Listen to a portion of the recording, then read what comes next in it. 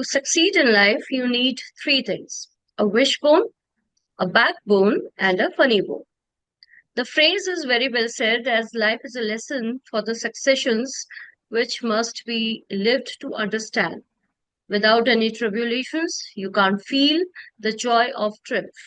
So live your life to the fullest and always try to do good. Catch Them Young is also a platform which gives a passage to young boys and girls to speak their mind and express their idea of understanding things.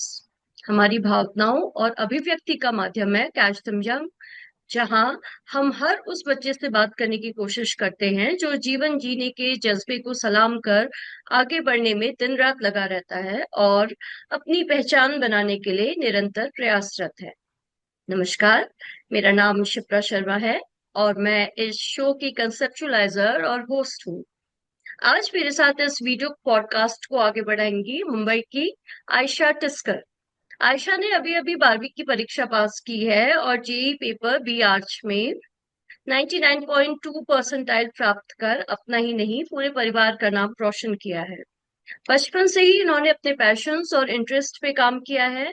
जीवन की हर छोटी बड़ी मुश्किलात का सामना करते हुए आज वो अपने सपने को हकीकत में बदलते हुए देख रही हैं और उस पे पूरी तरीके से अड़ी भी है।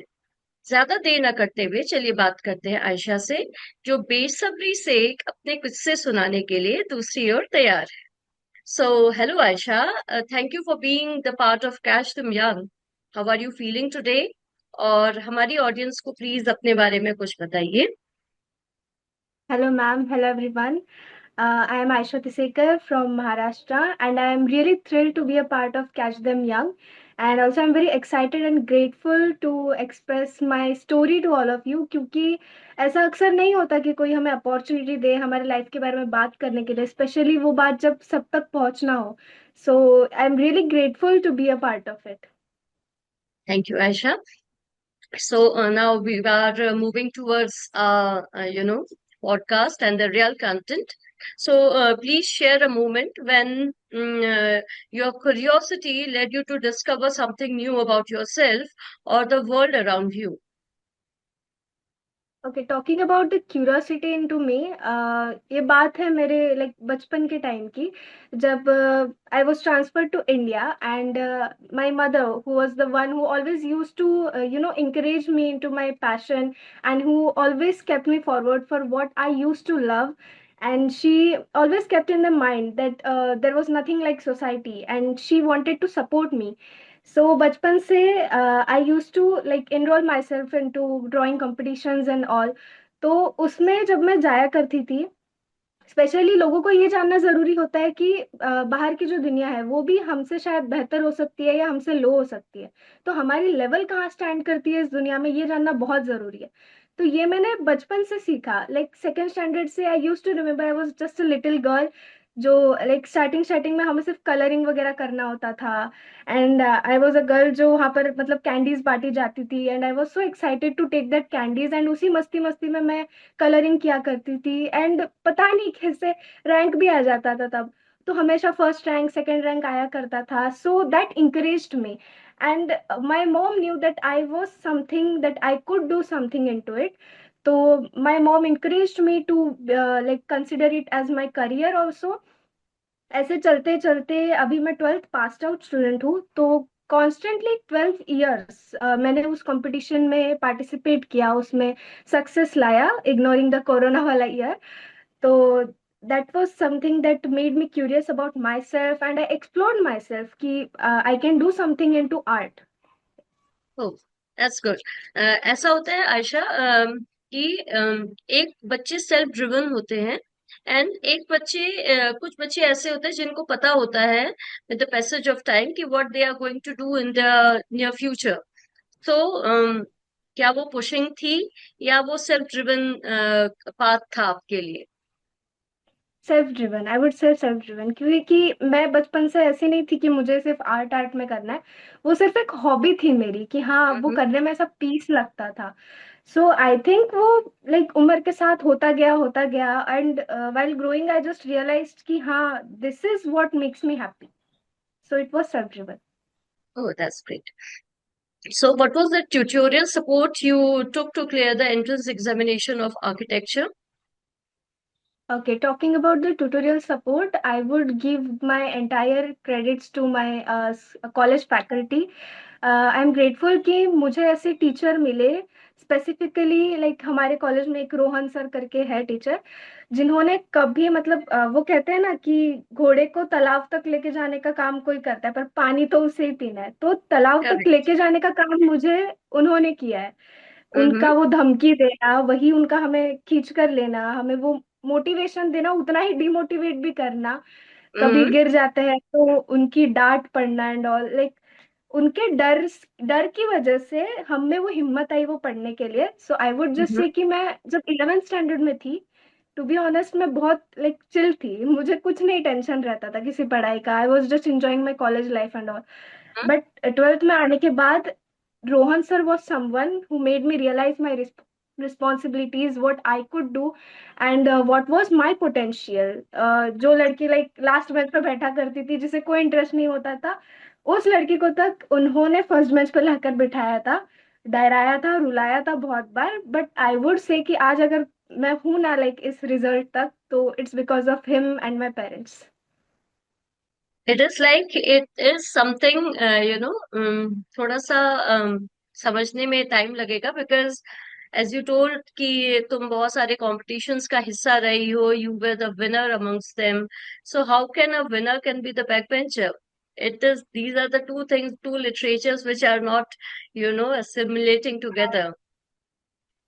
No Uh, it's a myth, like एक बैक बेंचर कभी विनर नहीं हो सकता। नहीं, नहीं, it's not obviously. Like There could be that. many things behind being a backbencher. Maybe you would be talkative, so that's why you could be a backbencher. Correct.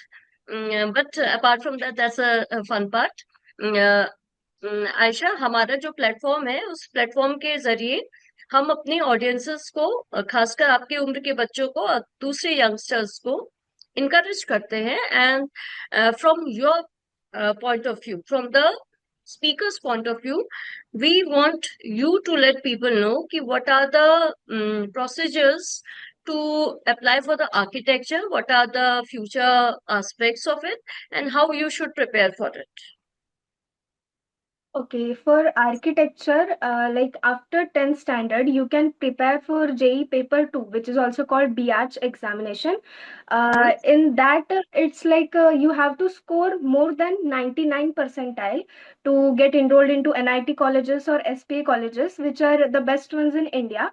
And for that, there are majorly three subjects in that exam: Hmm. aptitude, and drawing. So drawing is like you have to prepare for it, and I think your teachers will help for it. And like drawing is something, कोई ऐसा बच्चा architecture में कभी नहीं आएगा जिसे drawing ना आती हो, आई थिंक सो। तो Okay. ड्राइंग तो इनबिल्ट ही रहेगा। एप्टीट्यूड इज समथिंग कि तुम्हें जीके पूरे दुनिया का पता होना चाहिए, कि like you Hmm. Have to learn it in those 2 years। वो क्या Hmm. पूछ ले, कुछ ये नहीं है। The and syllabus is maths, not restricted. The या syllabus is not exact restricted. Yeah.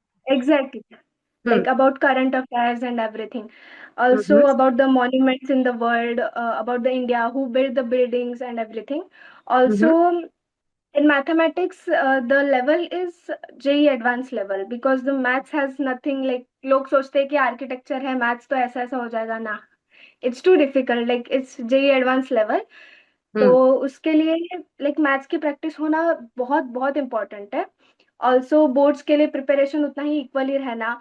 Like तुम्हें 75% क्राइटेरिया रहता है कि अगर 75% बोर्ड्स में नहीं आते, then too you can get colleges, but they are like in to Maharashtra, not out of Maharashtra. तो Mm-hmm. उसके लिए भी हम लोकल कॉलेजेस के लिए, गवर्नमेंट कॉलेजेस के लिए अप्लाई कर सकते हैं। Mm. And once if you have crossed 99 percentile, then you are just still, you can go into SPA colleges and everything. So what are your dream colleges जिसमें तुम apply करने की सोच रही हो? Are the you have My selected dream any? college, yeah, means I have selected some out of Maharashtra and a few in Maharashtra also, because Hmm. in case if I am not that, confident to go out of Maharashtra, so I have selected some into Maharashtra too. So in Mm-hmm. Maharashtra, the best ones are Rachna Sansad in Mumbai, Mm-hmm. also some like Parol University, Amity University, and all. And the best ones out of Maharashtra are obviously SPAs, and SPAs are into Vijayawada, also Delhi, SPA Delhi, but the cutoff of SPA Delhi is quite high, so it's Hmm. difficult. Also, in SPA Vijayawada, SPA Delhi, and SPA Bhopal, these are the best ones. And Okay. NITs are also in many places, like Yeah, Patna there and are Roorkee. many Yeah, NITs. In yeah, every state, there are, I guess, 4, 5 NITs. yeah, exactly. Yeah. Aisha, as a student, आपने जैसे अभी starting में बताया कि you came from a foreign country and settled in India. Okay, Yeah. since then, up to your 12th at this year, एक हर student की अपनी एक जर्नी होती है. तो वो संघर्ष जो थे, वो जो स्ट्रगल थे, आपको ऐसा कुछ लगता है कि आपने ऐसे कोई संघर्ष देखे, क्या उनसे क्या सीखा, और मतलब ऐसी कितनी स्टोरीज है जिसको आपको लगा कि let it be. Okay. I use to live in foreign, और वहां से आने के बाद इंडिया में आना was literally very sudden change. तो हम्म. मैं पहले पहले यहाँ पर रिलेटिव्स के साथ वगैरह रहा करती थी, so adjusting with them, cooperating according to their rules and all, तो it was difficult and I was just a kid in those days. तो hmm. in talking about my school life, I was in Pune at the start. Okay. So in Pune, I was just a mama's baby girl. तो मुझे हम्म. ऐसा हमेशा चाहिए होता था, मैं अकेले कहीं नहीं जाऊंगी. तो वो होता है ना, हर बच्चा स्कूल के फर्स्ट डे पे रोता है, उनमें की थी मैं ओके. पुणे में आई थिंक मैं सीनियर केजी और first standard, I don't remember it. So I think तब मैं रोने लग गई थी पूरी. और हम्म. मैं जाकर भाई के क्लास में बैठ गई थी, मेरे बड़े भाई के, एंड दे अलाउड मी. मैं मेरे भाई के क्लास में जाकर बैठ गई थी. वो क्या सिखा रहे हैं, अल्फा बीटा गामा, मुझे कुछ नहीं पता. और मैं बस बैठ के रो रही थी वहां पर. और तब जब मैं मुझ में कॉन्फिडेंस आया, मैं अपनी क्लास में बैठने लगी. वहां पर समथिंग रूल था कि cursive handwriting is a must, और मुझे ओके. कर्सिव का सी भी नहीं आया. तो तब मेरा नर्वसनेस आउट आया कि ये सब क्या है वगैरह. मेरी मेरी तो हैंडराइटिंग तो बहुत गंदी थी, बहुत गंदी. अभी इट्स लाइक बहुत अच्छी हो गई है. तो हम्म. तब रोने लग गई. और मेरे कोई फ्रेंड्स वगैरह भी ज्यादा बनते नहीं थे, क्योंकि नए बैकग्राउंड से आने के मतलब बैकग्राउंड चेंज होता है, तो कैसे फ्रेंड्स बनाना भी थोड़ा मुश्किल हो जाता है. करेक्ट. Communication yes. गैप्स आना, हम्म. मतलब उनके आइडियाज क्या होंगे इंडियन लोगों के वगैरह, उनसे कैसे बात करना है, किस बारे में बात करना है, मुझे कुछ नहीं पता था. फिर धीरे धीरे बीइंग एन एक्सट्रोवर्ट, मुझे पता था कि मैं फ्रेंड्स बना लूंगी, ऐसा नहीं कि नहीं. तो धीरे धीरे हो गई थी. आई स्टिल रिमेम्बर मेरे चाइल्डहुड फ्रेंड्स के नाम, वो कैसे दिखते थे, बट आई डोंट नो आज वो कहाँ होंगे एंड ऑल. तो धीरे धीरे हो गई मेरी फ्रेंडशिप वगैरह. फिर लाइक फैमिलीज वगैरह के सब कुछ एडजस्ट करना. फिर धीरे धीरे हम सेटल हो गए यहाँ पर. तो हम्म. हमारा अलग से लाइक रूम था उसके बाद रिलेटिव्स को छोड़कर. सो सब सेटल हो गया. And then I began to grow with myself. I began to understand what I have to do here, what are my goals and everything. And from which country you shifted to India? Saudi Arabia. Saudi Arab. Okay. Yeah. Ayesha, जैसा आपने बताया कि आपकी mummy का आपके के लिए आपके एक वो रोल मॉडल रही है. तो as now you are a grown up, तो अपनी मम्मी के त्याग को आप किस तरीके से त्याग कह सकते हैं, या मोटिवेशन कह सकते हैं, या what ever support you can put the name here, आप उसको किस तरह से डिफाइन करेंगे? बिकॉज हम जब बड़े होते हैं और हमारे को बनाने में हमारे पेरेंट्स की बहुत बड़ी भूमिका होती है. वो सब कहते हैं ना, लाइक मेरी मम्मी बेस्ट है, मेरी मम्मी बेस्ट है. आई would also say my mom is my best. क्योंकि आई वुड अप्रिशिएट जो सेक्रीफाइसेस उन्होंने की है अपनी, लाइक वो आज चाहे तो she could work somewhere outside, she could like do whatever she wants to do. But आज हम्म. अगर वो यहाँ पर मेरे साथ रहकर मुझे सपोर्ट कर रही है, मेरे गोल्स के लिए मेरे साथ रह रही है, she is doing something she could do from home. So hmm. it's all because of me, because she considers me as her priority. तो हम्म. आई एम समवन जिसको ये प्रूव करना है कि उनके सारे सेक्रीफाइसेस वर्थ थे. इसीलिए I am trying my best, I am working my best, so that I can prove her that whatever she has sacrificed I will give that all back to her in अरे, in form of happiness. good, wonderful, and all the best for this determination as well. Ayesha, आपने बताया कि बहुत सारे आपने inter school art competitions का आप हिस्सा रहे हो। तो कोई एक किस्सा जिसने आपकी जिंदगी बदल दी और जो आपके लिए जीवन में बहुत महत्वपूर्ण रहा।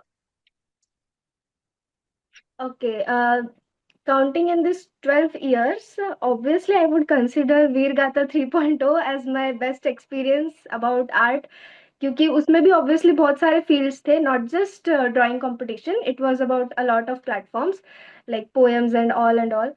तो उसमें भी मैंने अपना आर्ट रिप्रेजेंट किया, and not just Veergatha 3.0 but also Veergatha 3. Sorry 2.0 में भी मैंने ट्राई किया था। ऐसा नहीं ओके। कि नहीं, और तब मेरे लिए ऐसा आर्ट कॉम्पिटिशन्स देना ऐसा कैजुअल है, दे दिया, आया आया, नहीं हम्म। नहीं। इसलिए तब भी मैंने दिया था 2.0 के टाइम पे। एंड हम्म। तब मैंने कुछ बेटी बचाओ पे से किया था, आई रिमेम्बर। और वो ऐसे ही दे दिया था, बट तब मुझे पता भी नहीं था इसका प्राइस क्या होता है, कुछ नहीं पता था, जस्ट दे हम्म। दिया था। और उसके बारे में कोई न्यूज व्यूज कुछ नहीं था, जस्ट एक चला गया पार्ट वो लाइफ से। उसके बाद 3.0 में भी लाइक मेरी ड्राइंग टीचर थी, उन्होंने बोला कर लो, कर लिया। तो तब मैंने लाइक कुछ तो भी लाइक नेशन पे से ही टॉपिक था, मुझे इतना याद नहीं, उस पे से मैंने बनाया था। आई रिमेम्बर कि मैंने बेटी बचाओ के ड्राइंग में उतने थॉट्स अपने पेज पे नहीं ला पाई थी मैं। बट वो हम्म। होता है ना कि हर कोई सोच सकता है, बट वो ड्राइंग के माध्यम से दिखाना ये हर किसी के लिए पॉसिबल नहीं होता है। तो करेक्ट। मैंने वो नेशन के इसमें वो फीलिंग्स दिखाई, वो हर कोट्स के थ्रू, वो ड्राइंग के थ्रू वो इमोशंस दिखाए।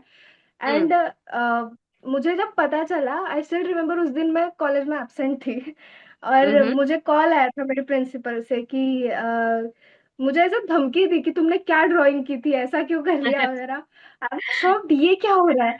एंड बाद में मुझे ड्राइंग टीचर का कॉल आया और उन्होंने बताया कि तुम्हारा ड्राइंग लाइक सिलेक्ट हो गया है वगैरह।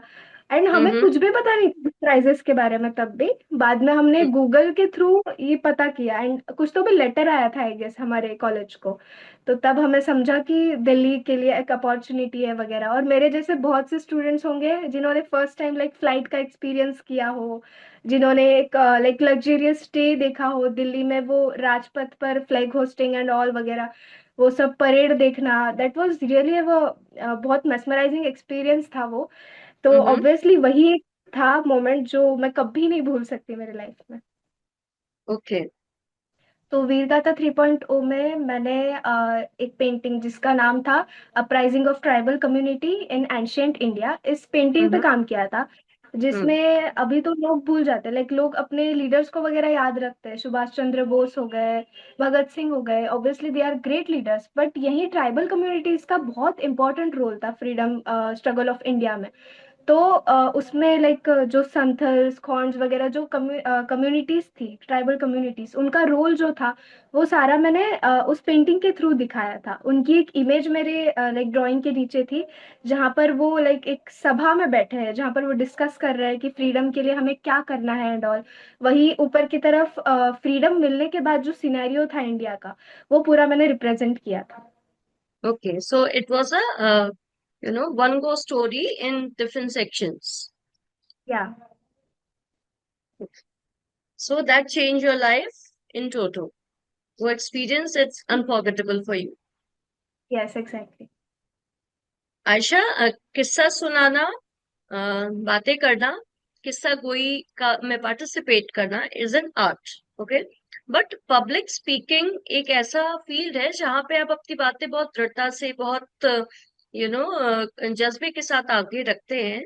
सो as you have mention earlier in your introduction, so I just want to know कि how does acting and drama help you in expressing your ideas during public speaking, और stage का कोई ऐसा memorable experience जो आप हमसे share कर पाओ और आपको हमेशा याद रहता है। ओके, सो ये बात 7th स्टैंडर्ड की है, जब मैंने ड्रामा में ऐसा इंटरेस्ट था। आई मीन है अभी भी, ऐसा नहीं कि नहीं, एक्टिंग एंड ऑल अभी भी बहुत इंटरेस्ट है उस सब में। तो हम्म। 7th स्टैंडर्ड में मैंने उस चीज़ के लिए अप्लाई किया था, क्योंकि हमारे स्कूल में तब फर्स्ट टाइम कोई ड्रामा के लिए प्रिपेयर कर रहा था, टीचर्स इंटरेस्टेड थे उसमें प्रिपेयर करवाने के लिए, तो I just thought of going for it. और तब मैंने जो मेन एक चीज़ सीखी वो था टीम वर्क। हम्म। क्योंकि drama is not about just one person, तो एक पूरा हम्म। टीम होता है, अबाउट 7 to 8 पीपल, तो उनके बीच में कोऑर्डिनेशन होना, उनके बीच में टाइमिंग का जो एक होता है वो होना, लाइक कम्युनिकेशन में नेचुरल दिखना वगैरह, वो सब लाइक वो बॉन्डिंग वगैरह करना, वो मैंने उसमें सीखा था। एंड एक जो मोमेंट, जो स्टेज मोमेंट मैं कभी नहीं भूलूंगी, वो था इसी ड्रामा कंपटीशन में, जब हम आई थिंक डिस्ट्रिक्ट लेवल था इचलकरंजी में, तो वहां पर हम गए थे। एंड अचानक हम परफॉर्म करते करते वहां पर पूरा लाइक टेक्निकल इशू की वजह से पूरी लाइट चली गई थी, और हम सब बहुत फ्रस्ट्रेटेड थे, और लिटरली हम 15 से 20 मिनट वहां पर ऐसे ही खड़े थे, we couldn't think about anything, कि हमने इतनी मेहनत की और सब अब वेस्ट चला जाएगा। किसी के ड्रामा में कोई इशू नहीं आया, बट हमारे ही नसीब ऐसे थे कि लाइट चली गई। तो हम बहुत फ्रस्ट्रेटेड थे। एंड उसके बाद लाइक जैसे ही लाइट आई, टेक्निकल इश्यूज सारे सॉल्व हो गए, हमने जो परफॉर्म किया है, लाइक सबकी आंखें खुली की खुली रह गई। वो फ्रस्ट्रेशन हमारे लाइक अच्छे इसमें बाहर आई थी, वो करेक्ट। एक्टिंग से बाहर आ गई थी। हाँ, पॉजिटिवली जब कोई हमारी फ्रस्ट्रेशन बाहर आती है, वो बोलते हैं ना कि एंगर भी अगर अच्छे वे में बाहर आए तो वो अच्छा होता है। तो करेक्ट। हमने तब अपना बेस्ट परफॉर्मेंस दिया, और हमारा ओनली था परफॉर्मेंस जिसके लिए स्टैंडिंग ओवेशन मिली थी और वंस मोर मिला था। हाँ, तो हाँ। हमारा ड्रामा भी जो था वो बहुत ही लाइक डीप मीनिंग पर था, लाइक आगे के जनरेशन में हमारी क्या हालत हो सकती है, कि आज लोग जो पॉपुलेशन की वजह से डिफॉरेस्टेशन वगैरह कर रहे हैं, तो हम्म। वो ना अगर ना रुके तो क्या कंडीशंस हो सकती है, वो एक बहुत ही मोरली वे में दिखाया गया था। इट्स नॉट इजी कि अभी वो सारा एक्सप्लेन करूँ। तो करेक्ट। उसके वजह से हमें तब भी फर्स्ट प्राइज मिला था, और हम स्टेट लेवल नागपुर के लिए सिलेक्ट हो गए थे। अच्छा, आपने जैसे थोड़ी देर पहले बताया था कि आप एक नेशनल कंपटीशन का हिस्सा थे। So I want you to share this experience कि एक कंपटीशन का विनर होना और उस विनिंग मोमेंट को याद करके अपने को आगे आप कैसे इनकरेज कर सकते हो आगे बढ़ने के लिए। बिकॉज ऐसे कई बच्चे हैं जो नेशनल कई कॉम्पिटिशन्स के नेशनल विनर बने हैं। By that prize they understood कि वो कहाँ पे खड़े हो सकते हैं, है ना। और उस मेडल के थ्रू, उस प्राइज मनी के through, they have taken different shape, in their career, in their personality. तो आप इस बारे में कुछ अपने विचार रख पाएंगे? जब हमें लगता है ना कि हम कुछ नहीं कर सकते, ऐसा नहीं कि लाइफ में कोई बड़ा सा फेलियर आ जाता है, नॉर्मल फेलियर्स भी आते रहते हैं, किसी टेस्ट में कम मार्क्स आ जाना, एग्जाम में कम आ जाना वगैरह, एक डाउनफॉल वाला फेज आ जाना, तब बस यही सारे जो विनिंग मोमेंट्स थे वो याद आते हैं ना, तो ऐसा फील होता है कि इट्स नॉट जस्ट स्टडी जो हम कर सकते हैं, हम में बाकी क्वालिटीज भी है। हम एक्टिंग कर सकते हैं, हम ड्राइंग कर सकते हैं, हम पोएम्स लिख सकते हैं, हम सिंगिंग कर सकते हैं। लोग इन सारे एक्टिविटीज को कहीं ना कहीं एक लाइक साइड में रख देते हैं, बट हम्म। शायद ये भी है जिसको हम फोकस कर सकते हैं। तो अगर हम इस सोच से चले कि हम में ये सारी स्किल्स भी है, तो कभी कोई इंसान इतना डिमोटिवेटेड नहीं फील कर पाएगा कि लाइक मुझ में कुछ नहीं है। आजकल लोग मतलब रिजल्ट्स ना आने पर वगैरह बहुत से सुसाइड वगैरह केसेस भी होते हैं। तो हम्म। आई वुड सजेस्ट कि अपने जो क्वालिटीज है उन पे फोकस करो, ना कि एक शॉर्ट फेज बैड फेज पे फोकस करे, हम्म। कि अभी अगर डाउनफॉल चल रहा है तो खत्म, जिंदगी खत्म हो गई। It's not like that. हमें बहुत सी चीजें और होती है जो हमें अब भी ढूंढ निकालनी है। That's a like long life to live. तो आयशा, आपके इस बात से एक क्वेश्चन मुझे रेज होता है मेरे अंदर पे। इंडिया में, हम इंडिया की ही बात कर सकते हैं, इंडिया में कई जगहों पे मतलब हर जगह पे एजुकेशन अवेलेबल है, बट कहीं कहीं पे एजुकेशन का जो लेवल है वो बहुत ही सीमित है। बच्चों के पास बहुत ही रिस्ट्रिक्टेड रिसोर्सेज हैं, पढ़ाई के बहुत ज्यादा साधन नहीं है, जहाँ पे अभी हम इंटरनेट वर्ल्ड पे सारे लोग बेस्ड हैं। बट कई ऐसे गांव हैं, और आई वुड से जैसे आपके महाराष्ट्र में तालुकास होते हैं एंड ऑल, तो ऐसी कई ऐसी जगह होंगी जहाँ पे बच्चों को वो सुविधाएं, जो इंफॉर्मेशन टेक्नोलॉजी की सुविधाएं हैं, वो नहीं मिल पाती। ऐसे में उन बच्चों को आप कैसे मोटिवेट करेंगी कि सेल्फ रियलाइजेशन कैसे हो अपने बारे में? They should you know when they should understand, and who should be the one जो उनके अंदर ये भावना को एकदम स्ट्रेंथन करे कि you can do something. It is, life is not just about studies. Studies तो हम 12+3 मैक्सिमम इतनी ही करते हैं, है ना? उसके बाद या तो हमें खुद ही अपने स्ट्रगल्स खुद ही बेयर करने पड़ते हैं, so why not from the start? या पहले तो अगर ये सब अगर उन बच्चों में रियलाइज करवाना है कि उनके लिए लर्निंग इम्पोर्टेंट है, नॉट जस्ट द थियोरटिकल कि तुम मैथ्स पढ़ लो, साइंस पढ़ लो, हो गया खत्म हो गया, इतना ही है, तुम पीएचडी कर लोगे फिर सब में। लाइफ को लर्न करना ज्यादा इंपॉर्टेंट है कि तुम लाइफ में कितना कुछ एक्सपीरियंस कर रहे हो, एक्सपीरियंसेस से क्या सीख रहे हो, तुम्हारे स्ट्रगल से क्या सीख रहे हो। तो आई थिंक इसमें अगर बच्चों को कोई और सपोर्ट ना करे, सिर्फ पेरेंट्स रहे तो भी बहुत है। लेकिन जो इलिटरेट स्टेट्स है वहां पर स्पेशली जैसे कि लोगों को ये पता नहीं होता कि नॉलेज का इम्पोर्टेंस क्या है लाइफ में वगैरह। तो जैसे कि गर्ल्स को उतनी अपॉर्चुनिटी नहीं दी जाती जितना बॉयज को दी जाती है, कि हम्म। उनके लिए वो तो क्या पराए घर की हो जाएगी वगैरह ऐसा कहते हैं। बट हाँ टुडे हाँ। वी कैन सी कि women are much stronger than boys also. तो हम्म। उनके लिए पेरेंट्स को ये मोटिवेट करना चाहिए कि वो खुद से, लाइक आजकल बहुत से ऐसे पेरेंट्स भी हैं जिन्होंने लाइक स्कूलिंग वगैरह लाइक उनके लाइफ से निकाल दिया है, they are making them learn from their homes, कि उन्हें अपनी स्किल्स सिखाए, not just the theoretical part, उन्हें वो सिखाए जो उन्हें सीखना चाहिए, जो लाइफ में काम आए। आज ये ट्रिग्नोमेट्री वगैरह कहीं काम नहीं आता है ऑब्वियसली। तो जो सीखना चाहिए वो सब सिखाते हैं लोगों को, मतलब अगर रुचि से सिखाया जाए, उन्हें जो पसंद है एक इंटरेस्टिंग वे से सिखाया जाए, घर से ही उन्हें मोटिवेट किया जाए पेरेंट्स के थ्रू, तो वो हम्म। बहुत आगे बढ़ सकते हैं।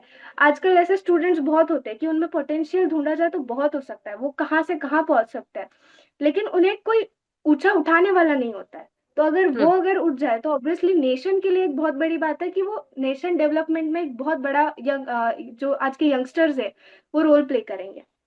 करेक्ट। एंड आई गेस हमारा जो हमारी जो गवर्नमेंट है और हमारा जो एजुकेशन सिस्टम है, वो अलग अलग फील्ड्स में बच्चों को इसीलिए आगे लाने की कोशिश कर रहा है, जिसमें one of the area is about content creation. Whatever you are doing, if you are making a good content out of it, so वो भी अपने में एक अचीवमेंट है। And to let the people know about like tourism के बारे में, people are making videos, giving information about cooking and many other things. It is all about skill development, I guess. And you are so right कि हमें अगर बचपन से ही skill development पे काम कराया जाए, सो आई गेस कोई भी बच्चा अपने को पिछड़ा हुआ महसूस नहीं करेगा।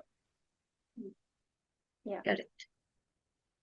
So, you have that innovation in you. Can you please tell us about the chair you designed for visually impaired people? What was the one thing that inspired you to have that idea, and how did you approach the design process? It was just a recent incident, I think about 2 years back, when I got a notice from my college कि एक competition है जो एक हमारे ही district के दूसरे architecture college ने organise किया है, जो कि डिजाइन आइडिया कंपटीशन करके था। एंड वहाँ पर on the spot product designing के लिए टॉपिक्स दिए जाने वाले थे। तो हमें 3 टॉपिक्स दिए गए थे। The first one was a sports bottle, second was a pen holder, and a third one was chair for blind. सो बहुत से बच्चों ने लाइक पेन होल्डर या स्पोर्ट्स बॉटल के लिए किया क्योंकि वो इजियर था, एंड उसके बारे में सोचना भी लाइक सोच सकता है कोई भी इनोवेटिव। एंड आई अप्रिशिएट जो सबने अलग अलग वेज से एक्सप्रेस किया था कि वो कैसे इनोवेटिवली एक स्पोर्ट्स बॉटल को रिप्रेजेंट कर सकते हैं, एक पेन होल्डर को कर सकते हैं। But what grabbed my attention was the third topic, which was chairs for the blind.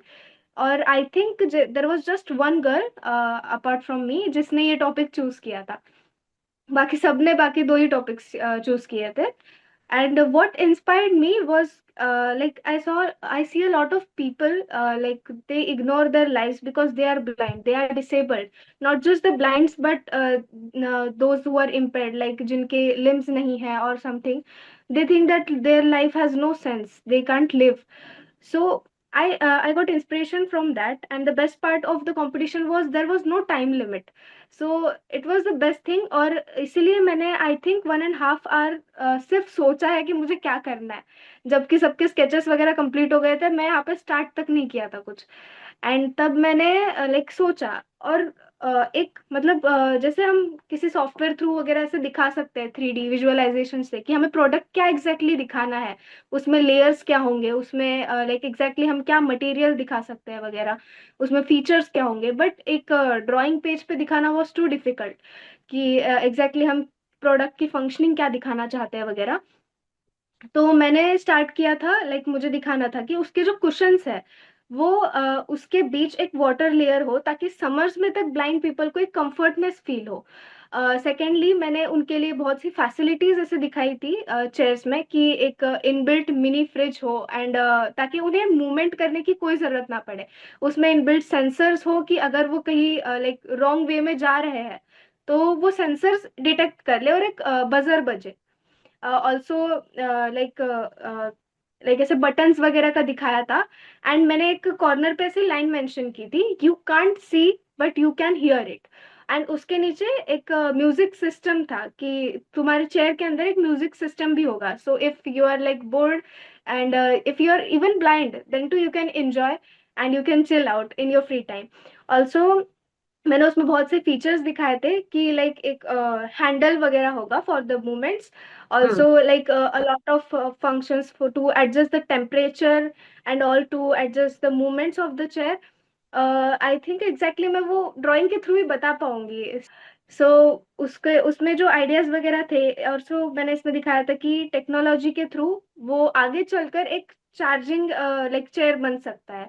Also कि ये लोगों के लिए अफोर्डेबल बन जाए आगे चलकर, जिस तरह से अभी टेक्नोलॉजी चल रही है तो ऑब्वियसली हम्म। टेक्नोलॉजी के थ्रू इसे अफोर्डेबल बनाया जा सकता है, और जो आज ब्लाइंड पीपल है उनके लिए भी लाइक लाइफ जीने का एक इजियर वे हो सकता है। सो जैसा आपने भी बताया है कि यू डिजाइन्ड इट, सो एक बहुत ही बेसिक बात है कि इसके लिए आपने कोई क्या टेक्निकल ड्राइंग या मतलब किसी से प्रोफेशनली ड्राइंग पेंटिंग या डिजाइनिंग में कोई टीचिंग ली है क्या? टीचिंग मतलब स्टार्टिंग मतलब ऐसे बचपन से ही शौक तो था, ऐसा नहीं कि कोई टीचिंग वगैरह। लाइक दीवार में स्क्रैच वगैरह करने से लेकर पेपर पे ड्राइंग तक किया है। तो बाद में बड़े होने के बाद मुझे जो स्कूल टीचर थे, मैडम सर्स वगैरह, उनसे मैंने सीखा है ऑब्वियसली। जो एक रेगुलर सब्जेक्ट था ड्राइंग करके, तो उसमें जितना सीखा था वही क्राफ्ट्स वगैरह करना, वो सब। बट घर पर आकर जो मुझ में आता था वो क्यूरियोसिटी कि हाँ आज ये ड्रॉ करूंगी, आज ये पेंट करूंगी, आज कैनवस मिला है तो उस पे कुछ करूंगी वगैरह वगैरह। तो वो ओके। सब खुद से किया है। अच्छा, मतलब अलग से 3D ड्राइंग्स और ये सब, it is all about practice, you have not learned it anywhere, मतलब from outside house? Okay. No no no no. So it's a great point of determination. Yeah so like जैसे आपने on the spot ये बनाया, ये chair को design किया, so if you would be gifted with unlimited resources, what innovation or social change would you like to work on next? it is really like a fantasy to think if I would be provided with unlimited resources। But if Mm-hmm. अगर ऐसा होता है तो I would definitely think about the problems about nation, जो कि आजकल unemployment के बारे में बहुत बढ़ रही है। कि इवन जो बच्चे आईआईटी कॉलेजेस में तक जा रहे हैं, they are still unemployed, they can't get proper jobs, they can't get proper salaries and all. Like people are finding skills. So I would think कि जो लोग आज गरीब है, those who can not afford even their foods, तो उनके लिए employment का एक इजियर वे कि वो तक एम्प्लॉयमेंट कर सके। वो क्यों नहीं कर पाते? क्योंकि उनके लिए उनके पास वो लाइक डिग्रीज वगैरह जो एक नाम के लिए होती है कि हाँ यू आर 12th पास या फिर तुम्हारे पास ये डिग्री है तो ही तुम एनरोल कर सकते हो। तो हम्म। ऑल्सो प्लेटफॉर्म जिससे लाइक जो ये गरीब लोग हैं वो भी उस चीज में अप्लाई कर सके। They can be independent about themselves, they can handle their families. इस सब के बारे में ऑल्सो लिटरेसी लेवल बढ़ाने के लिए I would work upon that. And like arranging campaigns वगैरह जो कि आजकल बहुत कम हो गया है। तो इस सब के लिए नॉलेज बढ़ाना, बच्चों में कुछ सीखने के लिए क्यूरोसिटी लाना, इस सब पे मैं काम करना चाहूंगी। Okay, so would you be interested in doing job later, or you are thinking to start your own venture or something like that? Though it's pretty long Yes, to say. Yeah, to be honest, I am into entrepreneurship. Like I am interpret. interested into it. Yeah, we'll see. But okay. maybe I'm not interested into jobs and all. Okay, good. So Ayesha, जैसा आपने बताया था कि आप बचपन से ही हर दूसरी activities में आपने पार्टिसिपेट किया है। So can you please tell us more about your you know prizes and applauds and कैसे कैसे आपका ये मतलब ये पैशन, ये एक जर्नी के रूप में आगे बढ़ता गया एंड उससे आपको लाइफ में आगे बढ़ने के लिए जो लगातार मोटिवेशन मिलता रहा, उसके बारे में आप थोड़ा सा हमें एनलाइटन कर। या तो जब मैं सऊदी अरबिया में थी, वहां पर आई was just an ordinary kid जो स्कूल जाती है आती है, स्कूल जाती है आती है। बट इंडिया में आने के बाद से आई think I explored my self मोर, क्योंकि मैंने खुद को जानना सीखा, मैंने खुद की टैलेंट्स को समझना सीखा, मुझ में क्या है एबिलिटीज वो सब जानना सीखा। जैसे कि हमने बात की एक्टिंग के बारे में और ड्राइंग के बारे में बात हो गई। इवन मुझे लाइक पोएम राइटिंग का बहुत शौक था। ऑल्सो लाइक बहुत से ऐसे एक्टिविटीज थे, सिंगिंग भी था। तो उन सब के बारे में मैंने यहाँ पर आके सीखा है, और आई वुड से कि ये सब पॉसिबल नहीं होता अगर आज जो मेरी लाइफ है, I would thank my life कि अगर मेरी लाइफ ऐसी नहीं होती तो मैं ऐसी नहीं होती। तो करेक्ट। जो स्ट्रगल है, हाँ, जो स्ट्रगल्स है उसके बिना इंसान कुछ नहीं सीख पाता। जो एक्सपीरियंसेस है वही अगर नहीं होते, अगर मेरी लाइफ एकदम चिल कट रही होती, सब कुछ एकदम हाथ में मिल जाता, तो ये सब नहीं सीखने मिलता। सो आई एम थैंकफुल कि जो स्ट्रगल्स भी मिले उसके लिए तक मैं थैंकफुल हूँ, क्योंकि वो नहीं होता तो आई वुड बी नथिंग। तो एकेडमिकली मैंने सेकेंड स्टैंडर्ड से academically I was very good. But I would say कि बाद में आगे चलकर मैं एकेडमिकली थोड़ी डाउन आ गई थी, क्योंकि तब मेरा स्टडीज वगैरह में ज़्यादा मन नहीं लगता था। बाद में 10th में आई वॉज अ वेरी स्टूडियस लड़की, लाइक फर्स्ट बेंच पे आ गई थी तब तक। तो नाइस। तब ओनली पढ़ाई पढ़ाई पढ़ाई, I was not into something passions and all. फिर 10th के बाद I was very tension free कि अब I can give time to my interest, my hobbies. उसके बाद I was back on my track कि जो मुझे पसंद है वो मैं करने लगूँ। तो I selected my passion as my career. So as a designer, people as an architect, they design houses. What is your idea about greenhouse? Because बहुत houses बन रहे हैं, बहुत pollution है, बहुत कुछ है। So अगर given a choice as an architect, what would be your हाँ, idea about greenhouse? The buildings are nowadays क्या? being made as a greenhouse, कि आप बाहर पे जितनी भी हमारी बिल्डिंग हो, बट अंदर पे दे आर प्रिटी कूल। या मतलब अभी हमने देखे है कि बाहर से लाइक हट्स वगैरह होते हैं, बट स्टिल अंदर जाकर they are really cool. Exactly. तो ग्रीन आर्किटेक्चर रिफर्स की इन्वायरमेंट फ्रेंडली हो, नेचर से इंस्पायर किया गया हो, नेचर को प्रिजर्व करने के लिए किया गया हो। और हम्म। आजकल लोग इसके बारे में सोचने लगे हैं, क्योंकि पोल्यूशन वगैरह बहुत ज्यादा बढ़ गया है। और हम्म। बिल्डिंग कंस्ट्रक्शन में जो मटेरियल यूज होता है, जो टॉक्सिन्स प्रोड्यूस होते हैं, उससे ऑब्वियसली वाटर पोल्यूशन हो गया, एयर पोल्यूशन बहुत ज्यादा होता है। तो इसमें एक लाइक आर्किटेक्चर में एक टर्म आता है वर्नाक्यूलर आर्किटेक्चर, जिसमें कि ये ज्यादातर विलेजेस में देखा जाता है, कि जिसमें मटेरियल जो यूज होता है वो नेचर से एक्सट्रैक्टेड होता है, ना कि कोई लाइक जैसे हम देखते आर्टिफिशियल। हैं लाइक बहुत से केमिकल्स वगैरह यूज किए जाते हैं। इवन उसकी हम्म। वजह से भी आजकल इतने केमिकल्स का यूज होना, उससे सीमेंट की क्वालिटी कम हो जाती है, और उससे बिल्डिंग्स तक फॉल डाउन होने लग जाती है। उसी हम्म। तरह अगर हम नेचर के जो सब्सटेंसेस एक्सट्रैक्ट होते हैं, जैसे कि प्योर वुड वगैरह जो होता है, उससे जो घर बनते हैं उसकी क्वालिटी हो गई, या फिर जो भी हम मटेरियल नेचर से ले रहे हैं, या फिर जो नेचर को प्रिजर्व करने के लिए उससे जो बन रहा है वो ज्यादा स्ट्रेंथ रखता है। हम्म।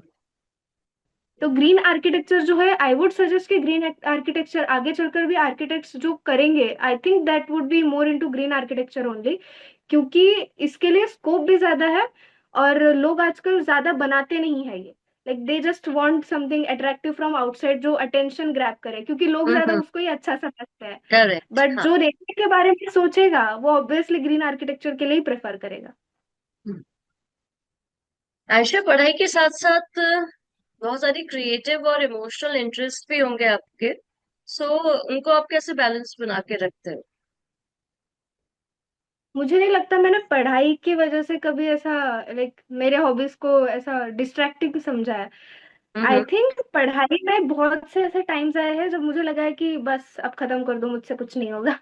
बट जब ये टाइम्स आते हैं ना कि किसी एग्जाम में बहुत कम मार्क्स आ गए या बहुत गंदा डाउनफॉल चल रहा है, लगातार बहुत गंदे मार्क्स आ रहे हैं वगैरह, इस टाइम पे अंदर से एक फीलिंग आती है कि मुझे जो चीज पीस देती है मैं वो करूँ, और मुझे पीस देने वाली चीज वही है कि मैं अपने क्रिएटिव साइड को बाहर निकालूं।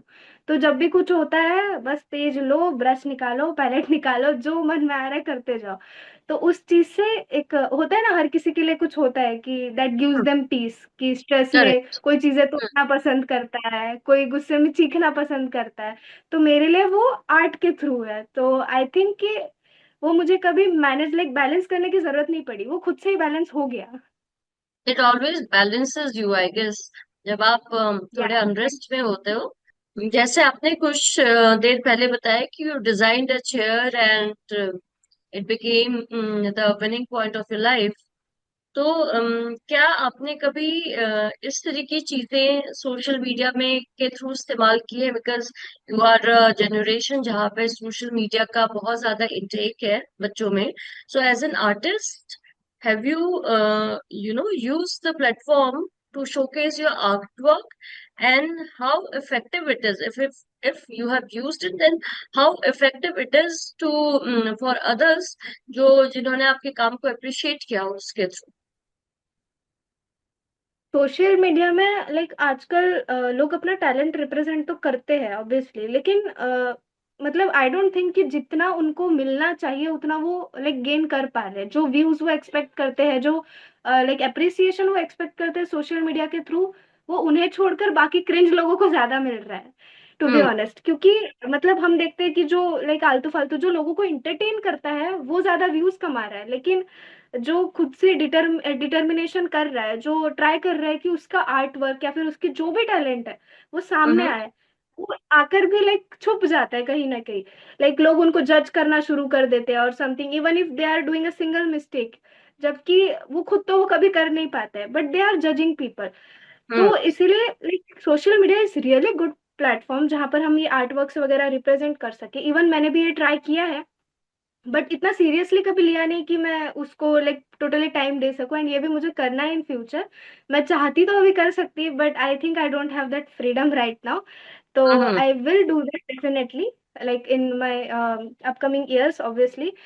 तो आई थिंक कि जो लोग करने की कोशिश कर रहे हैं, जो लोग खुद के टैलेंट्स बाहर निकाल रहे हैं, वी ऑल आर रिस्पॉन्सिबल कि हमें उन्हें अप्रिशिएट करना चाहिए, हमें उन्हें इनकरेज करना चाहिए कि आगे जाकर वो और पोस्ट करे और मोटिवेट हो कि वो जो कर रहे हैं वो अच्छा कर रहे हैं और वो खुद को और बेहतर बनाए।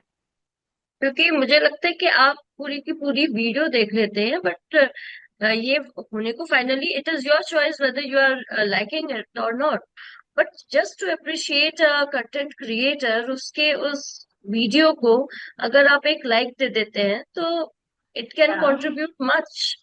बट पीपल या are exactly. Miser in appreciating people, other people. या मैंने देखा है ना, मतलब ऐसे अगर लोग भी ऐसे रास्ते पे कुछ जैसे शॉर्ट्स वगैरह स्क्रॉल कर रहे हैं, रील स्क्रॉल कर रहे हैं, तो अगर कोई कुकिंग वगैरह कर रहा है या फिर कोई लाइक सिंगिंग कर रहा है, फिर कुछ पेंटिंग बना रहा है, they just scroll down, they are not interested in to it. जबकि हाँ, अगर कोई पर्सन उसमें है, अगर अभी जैसे मैं हूँ जो जैसे पेंटिंग्स पसंद है, अगर मैं देखती हूँ कि हाँ कोई पेंटिंग कर रहा है तो I won't scroll. But most probably ये हॉबीज रखने वाले लोग बहुत कम है, तो वो अप्रिसिएट करना सही नहीं समझते, वो बस स्क्रॉल करते हैं। वही अगर कोई कुत्ते बिल्ली की फनी वीडियो आ जाती है या फिर कुछ क्रिंज कोई कर रहा है, कुछ हरकतें वगैरह, तो उसे हम्म। इंटरेस्टिंगली देखेंगे, कमेंट्स भी डालेंगे, उतना टाइम है उनके पास कि वो कमेंट्स लिखे एंड ऑल। बट वही एक लाइक के लिए टाइम नहीं है लोगों को कि वो उनके वर्क को अप्रिशिएट कर सके। So, is there a message from your side to the normal जनता कि एक आर्टिस्ट को किस तरीके से अप्रिशिएट करना चाहिए? Because you yourself are an artist.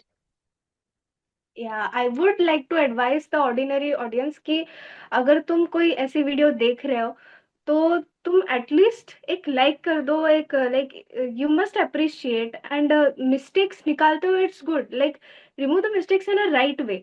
क्योंकि हम्म। लोग बहुत अब्यूजिंग वर्ड्स वगैरह यूज कर देते हैं, उन्हें पूरा टोटली डिमोटिवेटेड कर देते हैं, तो उन्हें वो हिम्मत भी नहीं रहती कि वो आगे जाके और अपलोड वगैरह करे। सो लाइक थिंक अबाउट सामने वाला क्या फील करेगा what you are saying. So hmm. just imagine yourself in that place if you are so determined to do all that work and तुम्हें कोई ये सब बोलता है, that won't be right। वही कोई अगर लाइक फालतू पीपल को अगर कोई कुछ बोलता है, they won't matter, उन्हें तो बस व्यूज चाहिए होता है। Like it's just an earning point for them कि उन्हें पैसा मिल रहा है, दे आर डूइंग समथिंग वगैरह। वही जो हम्म। हॉबीज एक्सप्रेस करने की कोशिश करते हैं, वो दिल से करते हैं जो करते हैं, they are not with that motive कि उन्हें पैसे मिले। Correct. So they are doing it all their heart. So just support them. Correct. Thank you. Aisha, what is that one thing which you want to create and leave it as a legacy for generations to come? Not just a thing, but I just want myself to be a legacy. क्योंकि ये सब like जैसे हम देखते हैं, जो हमारे पास में जो लोग थे जिनको हम आज याद करके एक आइडियल पर्सन समझते हैं कि हाँ मुझे इसके तरह बनना है या फिर समथिंग, हम्म। एटलीस्ट मैं इतना भी नहीं, इतना बड़ा सपना नहीं देखना चाहूंगी, बट आई जस्ट वांट कि मुझे याद कर कर लोग इतना तो सोचे कि हाँ she did something, she did something out from the world. जैसे लोगों हम्म। ने अगर सबकी एक सोच है, in my case I think I am always opposite to other people. जो सामने वाला सोचता है, I always have something opposing point to them, कि तुम हमेशा सही नहीं हो सकते जो तुम बोल रहे हो। So I just want to stand out of the world and I want to be a role model for at least someone की वो मेरे बारे में सोचकर हमेशा कुछ पॉजिटिविटी रखे। So that's the legacy I want to leave before living the world. Oh, that's good. That's अभी ये बातें बहुत लंबी हैं, but as a mentor you should you know create something for the world जिससे दुनिया आपसे कुछ सीखे, आपके ना होने के बाद भी। Yeah so Ayesha, what is your core strength? I think my core strength is intellect, because creativity और एम्पैथी जो है, जो पावर होती है एक माइंड की कि वो लर्न कर सके, दैट इज इंटेलेक्ट। सो अगर हम लर्न करने की पावर ही नहीं रखते तो क्रिएटिविटी कभी नहीं आ सकती, एंड ऑल्सो एम्पैथी भी कभी नहीं आ सकती। सो आई थिंक इंटेलेक्टिंग इंटेलेक्ट जो है वो मेरे अंदर है, इसीलिए जो क्रिएटिव साइड है मेरी वो आ पाई है, और else it was impossible. Okay, so how your family, friends and society made an impact on your life, and who is your biggest source of inspiration? I would say कि जो negative sides है वो भी कई बार हमारा inspiration बन जाती है। जैसे टॉकिंग अबाउट सोसाइटी, सोसाइटी ने कभी कोई पॉजिटिव रोल नहीं प्ले किया है टू बी ऑनेस्ट, क्योंकि सोसाइटी में जजमेंट करना, किसी को नीचा दिखाना, आई हैव लर्न कि लोग हमेशा हमारे बारे में अच्छा नहीं सोच सकते, there are a lot of people who try to bring you down. Hmm. तो सोसाइटी में ऐसे लोग आज भी है कि they can't be like happier at your success, they always want to criticise you. तो सोसाइटी की वजह से ये सीखा है कि उनकी बातों का फर्क ना पड़वाना। तो ये बात जो है ये एक इंस्पिरेशन रही है। फ्रेंड्स के मामले में देर वेर ऑल्सो फ्रेंड्स जिन्होंने बहुत सपोर्ट किया, there were friends who shown their real faces, who tried to diss and all. तो लाइक फ्रेंड्स का भी एक इम्पोर्टेंट रोल रहा है, जिन्होंने मेंटली सपोर्ट किया है। ऑब्वियसली हर किसी के लाइफ में फ्रेंड्स का रोल बहुत इंपॉर्टेंट होता है कि when you are falling down they have picked you up, they have motivated you in your life. But I think in my recent years I never got any good friend जिन्होंने like ऐसा किया हो। They always try to be selfish और something, there are friends like this obviously, snakes. So तो there should be, I guess, there would be a point of acceptance in you कि आपको in real world का recognition हो चुका होगा by this time कि you can how you will go forward if people are around you, तो आप उनमें से कैसे recognize करोगे and will go forward with it. इतना जब कुछ एक्सपीरियंस होता है ना, तो अपने पे से इंसान से अगर बात भी कर लो ना, थोड़ा बहुत से भनक लग जाती है कि ये इंसान कैसा है। हाँ हाँ। तो उस पे हाँ, इसलिए एक्सपीरियंस इज वेरी इंपॉर्टेंट। तुम जितना और लाइक और दर्द सहोगे ना, उतना और सीखते जाते हो, उतना अरे समझता जाता है। so what is that? one big moment that changed your life, and you can tell the stories to generations to come, and which inspired you to see the bigger goals. The like moment which changed my life or was a turning point would be when I shifted to India, because my struggle started in India. So I think those struggles were very, very important to make me think, to make me confident. वरना अगर like foreign में रहकर भी, if I would be someone who is provided with everything, I don't think I would be that confident. I don't think I would be extrovert and all. तो I think that was a turning point कि यहाँ पर आकर मैंने खुद के बारे में सीखा, मैंने लोगों को एक्सप्लोर किया, मैंने मेरी सिचुएशंस को समझा, मैंने बहुत कुछ सीखा उस पे से। मैंने जो लोगों ने मेरे लिए सेक्रीफाइसेस किए हैं, उनके लिए मैं क्या करना चाहूँ वगैरह, ये सब जो थॉट्स आए, I think that was a turning point, and my goal would always be to prove myself, to prove my abilities, and do everything that I could do. Okay. So, Aisha, this will be the last question of the podcast, and I just want you to make us understand like a final takeaway of the show as well. He last but not the least, what is one thing that you will advise to young people of your generation? Okay, so I would like to suggest that always be confident about yourself. Try to explore and like हर चीज अगर तुम किस में try करना चाहते हो कि you think you can do, just Mm. go for it. तुम किसी कॉम्पिटिशन्स के, कोई कंपटीशन छोटा नहीं होता, you know that inter school competitions, state competitions, national competitions, हर किसी में स्पोर्ट्स के मामले में हो जाए या किसी भी फील्ड के बारे में हो जाए, कोई छोटा नहीं होता। तुम्हें उस चीज से ही पता चलता है कि तुम किस चीज में अच्छे हो, किस चीज में बुरे हो। It's not all about studies studies studies. Like रट्टा मारना एंड ऑल तो सब कर लेते हैं, बट जो हम में है, लाइक कला सब में नहीं देता भगवान, लाइक चुन चुन के लोगों को मिलती है कुछ कला। तो I would suggest to youngsters that जो आजकल जिसको कहते हैं जेनजी करके, तो Mm. उस ट्रैप में ना फंसे, और खुद के लिए कुछ करें। Live for yourself, don't think about what people are talking about you, just live for yourself, do whatever you want to do for the people who did for you, and do the hard work, don't go for like toxic ways and all to earn। So be independent, specially for the girls. Like आजकल जो है कि girls don't have, still they don't have the freedom to like even do the jobs. So I would suggest कि just be independent and earn for yourself, and then think about your further life. And it's very inspirational, I guess. आपने बहुत कम उम्र में बहुत सारी बातें सीख ली है, and your determination and जो आपका लहजा है, that says that you are going to have a very, bright life ahead. So, thanks, Aisha, for having us in this journey, and may God bless you in every step of your life. So, Catch Them Young believes in this idea that you only live once, but if you do it right, once is enough. Make this life meaningful, and it is the outlook of the life that counts, and live for each second without hesitation. आज के लिए बस इतना काफी है। Catch दम young की पूरी टीम की ओर से आप सबका शुक्रिया। हमारी यूं ही हौसला अफजाई करते रहिए, और हमारा मकसद युवा और संघर्षशील बच्चों की कहानियां आप तक पहुंचाना है, जिससे हम सारी प्रेरणास्पद बातें सुन सके। क्योंकि सीखने की कोई उम्र नहीं है, मैं भी सीख रही हूँ, आई गेस आप सब भी सीखें और कहीं न कहीं उसे अपनी जिंदगी में उतारे। हमारे सोशल मीडिया प्लेटफॉर्म्स को प्लीज फॉलो करें, यूट्यूब पर हमारे चैनल को सब्सक्राइब करें।